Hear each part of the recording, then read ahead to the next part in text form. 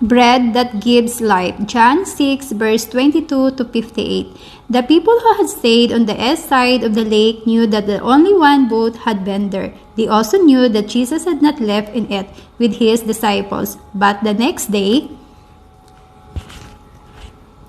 some boats from Tiberias sailed near the place where the crowd had eaten the bread for which the Lord had given thanks.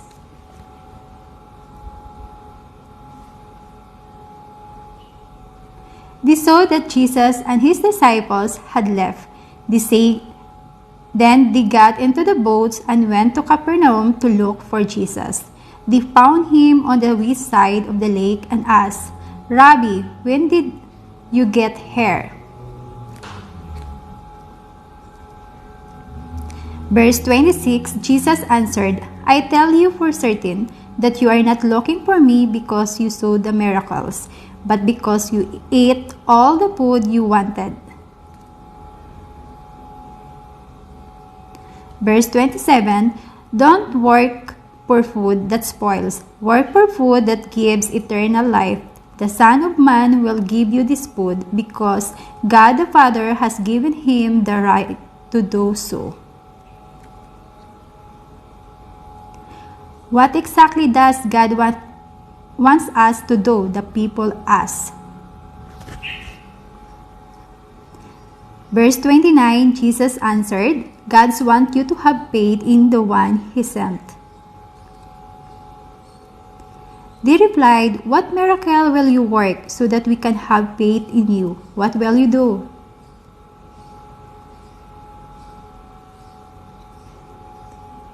Verse 31, "For example, when our ancestors were in the desert, they were given manna to eat. It happened just as the scriptures say, God gave them bread from the heaven to eat." Verse 32, Jesus then told them, "I tell you for certain that Moses was not the one who gave you bread from heaven. And the bread that God gives is the one who came down from heaven to give life to the world." The people said, "Lord, give this bread and don't ever stop." Jesus replied, "I am the bread that gives life. No one who comes to me ever be hungry. No one who has faith in me will ever be thirsty. I have told you already that you have seen me and still do not have faith in me." Verse 37, "Everything and everyone that the Father has given me will come to me. I will not turn any of them away." 38, "I did not came from heaven to do what I want. I came to do what the Father wants me to do. He sent me." Verse 39, "And he wants to make certain that none of the ones he has given me will be lost. Instead, he wants me to raise them to life on the last day. My Father wants everyone who sees the Son to have faith in him and to have eternal life. Then I will raise them to life on the last day." Verse 41, the people started grumbling because Jesus had said he was the bread that had came from heaven. They were asking each other, "Isn't he Jesus the son of Joseph? Don't we know his father and mother?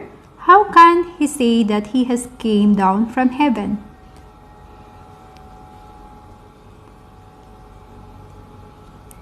Verse 43, Jesus told them, "Stop grumbling.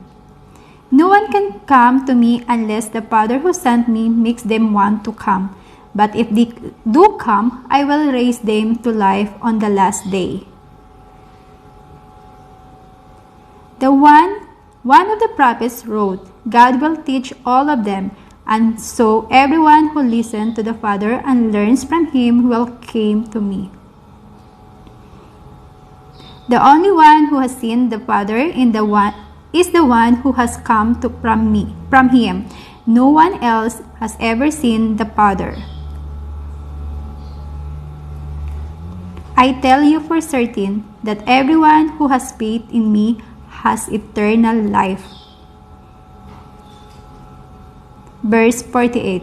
I am the bread that gives life. Your ancestors ate the manna in the desert and later they died. But the bread from heaven has came down so that no one who eats it will ever die. Verse 51. I am the bread from heaven. Everyone who eats it will live forever. My flesh is the life-giving bread that I give to the people of this world. They started arguing with each other and asked, how can he give us his flesh to eat? Jesus answered, I tell you for certain that you will not live unless you eat the flesh that I drink, but if you eat my flesh and drink my blood, you will have eternal life, and I will raise you to life on the last day.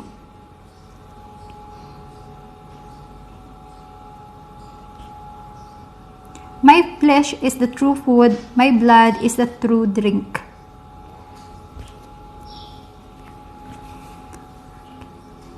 If you eat my flesh and drink my blood, you are one with me. I am one with you. The living Father sent me, and I have life because of him. Now everyone who eats my flesh will live because of me. Verse 58. The bread that came down from heaven is not like what your ancestors ate. They died, but whoever eats and this bread will live forever.